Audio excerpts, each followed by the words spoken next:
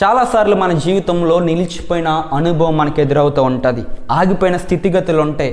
ఏదో ఒక పనిని ప్రారంభిస్తాం, చాలా కష్టపడతాం, కానీ ఎందుకో తెలీదు, ఏమైందో తెలియదు, కానీ మనం అదే స్థితిలో నిలిచిపోయిన అనుభవం. సంవత్సరాలు గడుస్తున్నా, దినాలు జరుగుతున్నా ఏమాత్రము కూడా అభివృద్ధి లేని జీవితం మనకు కనబడుతూ ఉంటుంది. అలాంటి సందర్భంలో అనిపిస్తూ ఉంటుంది, దేవుడు నన్ను చూస్తున్నాడా, నన్ను పట్టించుకుంటున్నాడా, దేవునికి నేనంటే ఇష్టమా అనే రకరకాల ప్రశ్నలు మన యొక్క హృదయంలో ఉత్పన్నమవుతాయి. కానీ దేవుడు ఎందుకు అలాంటి పరిస్థితులు గుండా మనల్ని నడిపిస్తాడంటే మన జీవితంలో విశ్వాసపు పాఠాన్ని నేర్పించడానికి.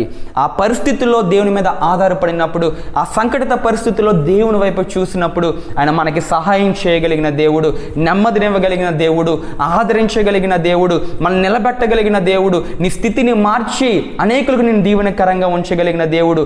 అందుకనే దేవుడు ఆ పరిస్థితులు కూడా నేను నడిపిస్తున్నాడు, నిన్ను ఒక సువర్ణంగా మార్చబోతున్నాడు, అనేక మందికి దీవెనకరంగా చేయబోతున్నాడు.